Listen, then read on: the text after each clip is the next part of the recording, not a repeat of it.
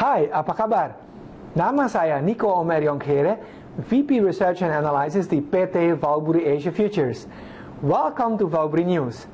Hari ini saya ingin menyampaikan laporan research terbaru kami mengenai Is a Bear Market Imminent, di mana kita akan melihat bersama-sama apakah bursa saham di dunia akan melanjutkan bull marketnya atau justru akan memasuki bear market.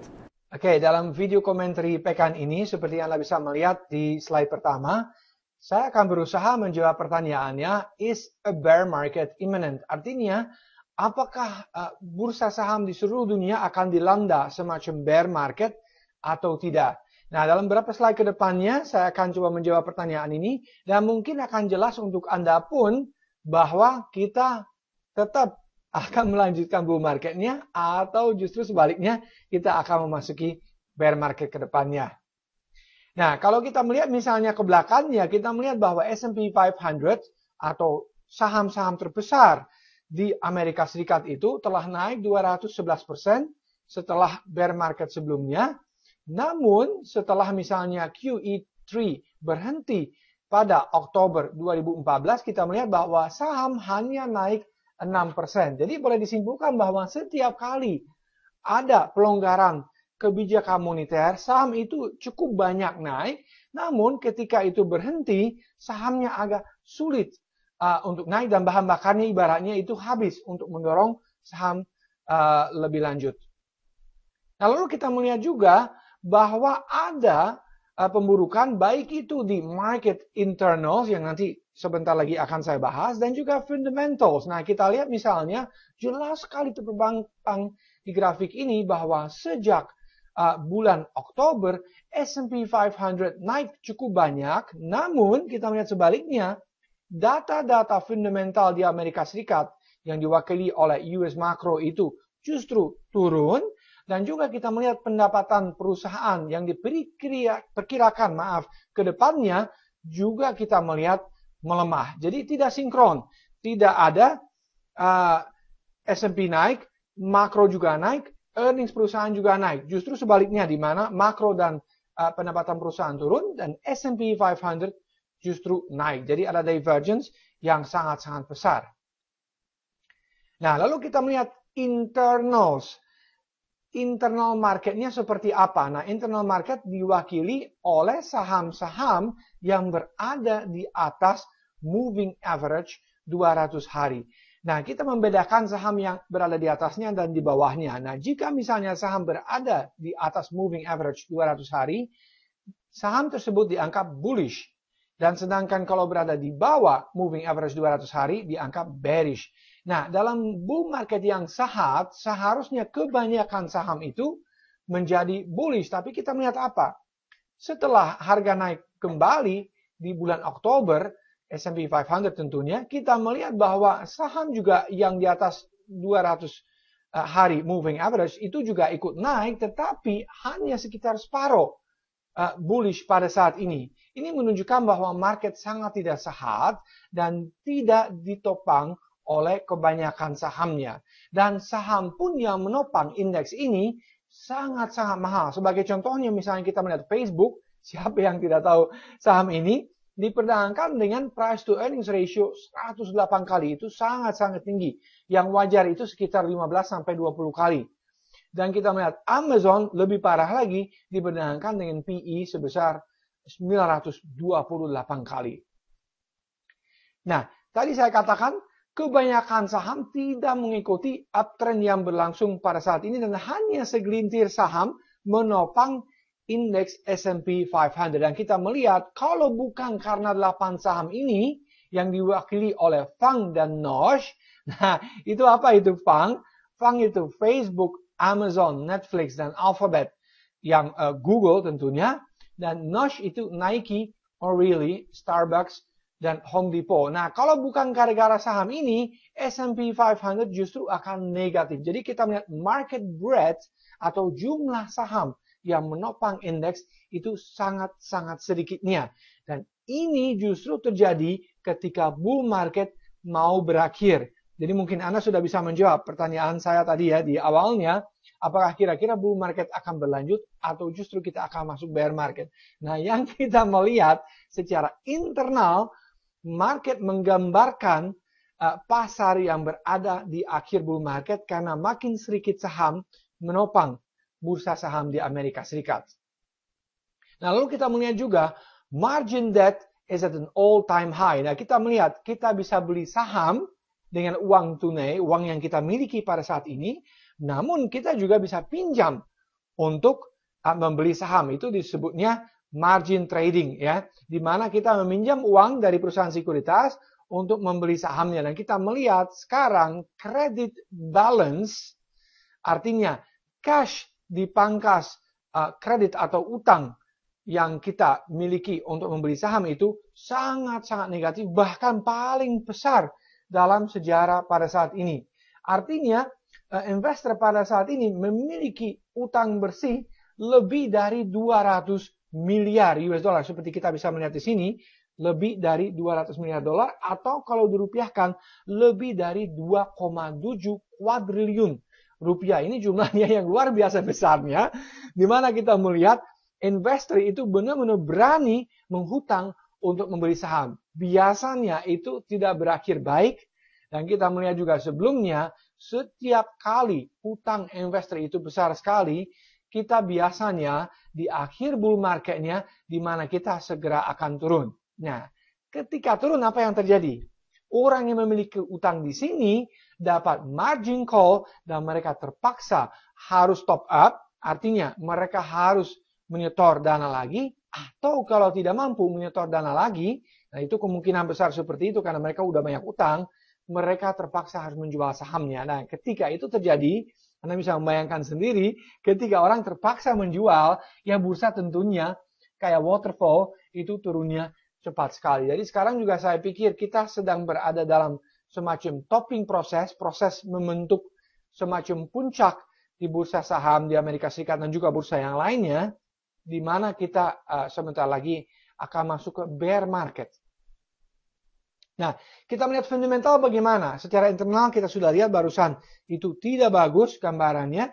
Nah, bagaimana dengan fundamental? Apakah memang begitu baik seperti kebanyakan orang mengatakan? Mereka bilang, oh, pemulihan yang berjalan di Amerika Serikat itu lancar-lancar saja dan kita akan melanjutkan bull market. Well, saya sendiri tidak melihatnya karena kalau saya melihat data mengenai aktivitas ekonomi di Amerika Serikat, kita melihat gambaran yang justru suram, di mana data-data sangat buruk dan hampir sama dengan bear market sebelumnya di 2000 sampai 2002 dan juga bear market sebelumnya di 2008-2009. Jadi hati-hati sekali, kemungkinan besar kita sudah berada dalam sebuah resesi di Amerika Serikat atau sudah diambang suatu resesi karena data-data ini jelas sekali memperlihatkan ekonomi yang memburuk secara terus-menerusnya. Nah, lalu kita melihat data ekspor-impor ini juga sangat penting dan juga sangat erat terkait dengan apa? Dengan perdagangan global.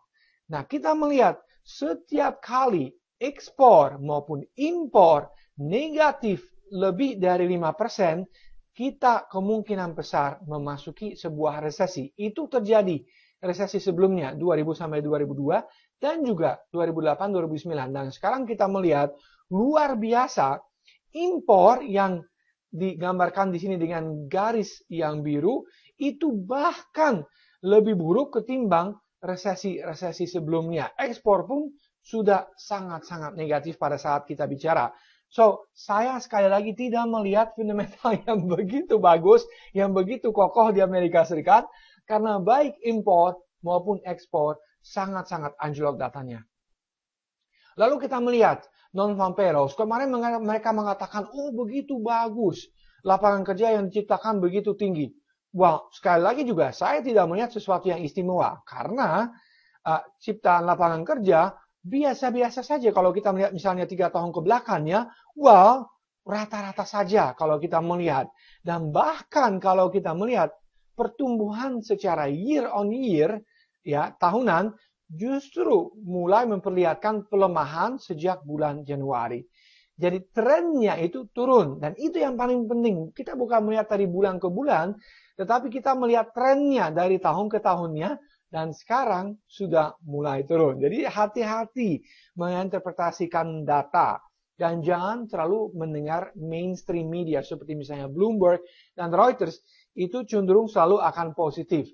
Dan tidak melihat ke dalam datanya lebih jauh gitu. So, semua data yang kita melihat, baik itu aktivitas ekonomi, juga ekspor impor, dan juga ciptaan lapangan kerja, itu not so good menurut saya. Lalu kita melihat juga dolar adalah faktor yang sangat-sangat penting. Kita melihat setiap kali dolar Amerika Serikat itu menguat, justru pendapatan perusahaan di Amerika Serikat itu turun. Kenapa demikian? Karena 40% dari pendapatan semua perusahaan di Amerika Serikat bergantung kepada ekspor dan atau pendapatan dari perusahaan luar negeri. Yang perusahaan Amerika tentunya gitu. Jadi kalau mereka misalnya punya pendapatan di luar negeri, katakanlah dalam rupiah, dalam rubel, dalam real, dalam currency yang lain. Nah, jika misalnya direpatriasi ke Amerika Serikat dan dikonversi ke dolar Amerika, tentunya pendapatannya itu akan turun karena currency yang lain lemah ketimbang dolar Amerika Serikat. So kita melihat juga di sini sudah ada sell signal sama dengan krisis sebelumnya 2008-2009 dan juga 2000 hingga 2002. So what we see is exactly the same ya dengan resesi-resesi sebelumnya atau bear market sebelumnya. Nah, ini juga faktor yang penting.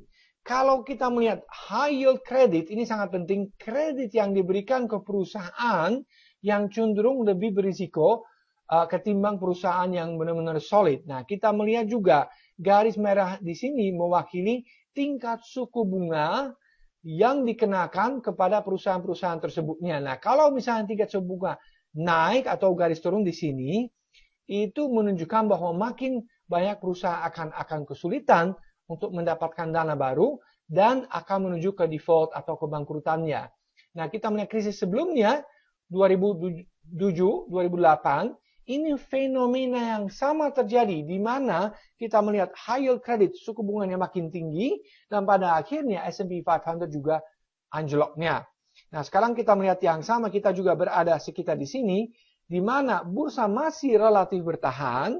Tetapi diperkirakan ketika suku bunga itu makin tinggi untuk perusahaan-perusahaan yang berisiko lebih tinggi, ini juga akan menyebabkan S&P 500 akan kembali juga merosot.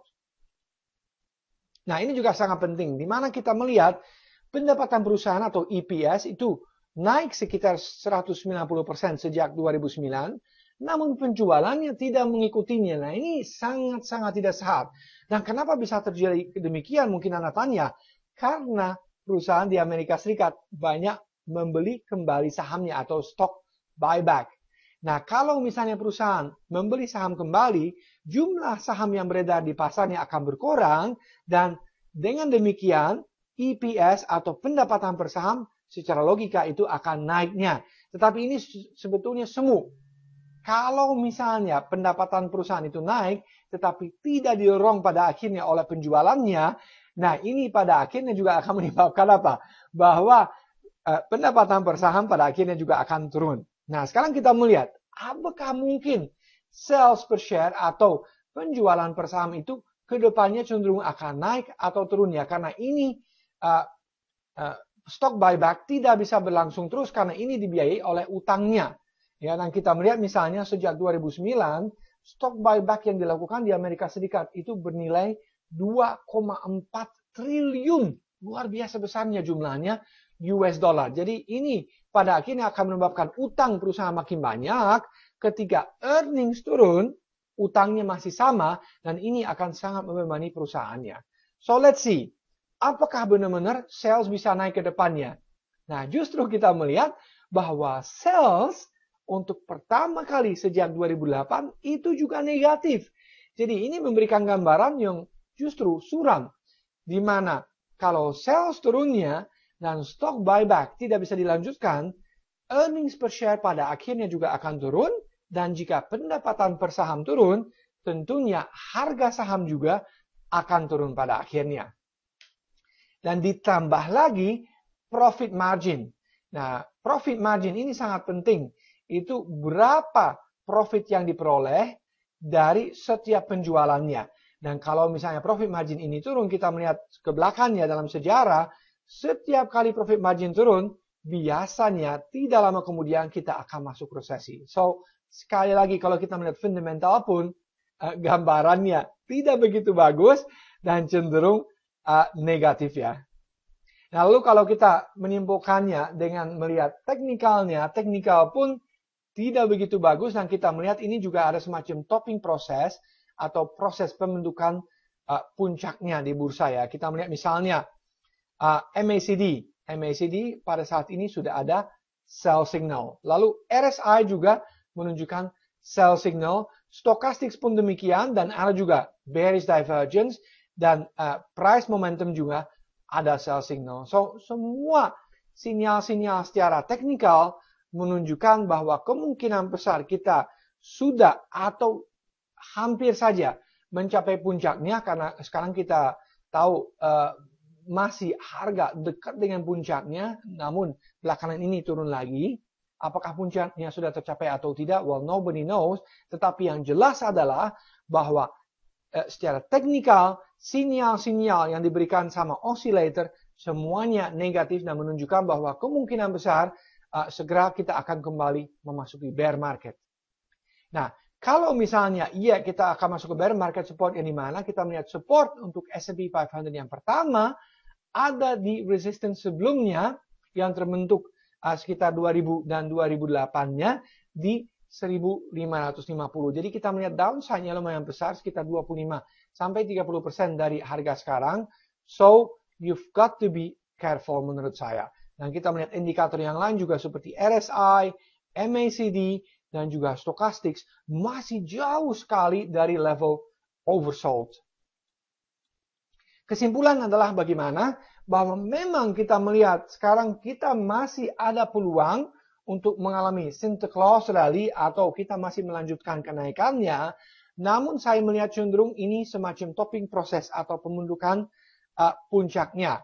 Dan kalau tidak didukung oleh pendapatan perusahaan dan juga makroekonominya makin memburuk di Amerika Serikat, yakinlah bahwa kita segera akan turun.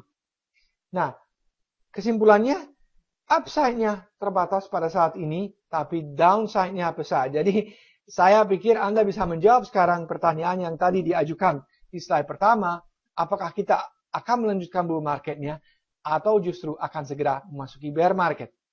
Jadi, untuk merangkum kembali, kita tadi melihat di slide-nya bahwa secara internal marketnya makin melemah dan juga fundamental ekonomi sama sekali tidak mendorong atau mendukung kenaikan yang kita melihat di bursa belakangan ini.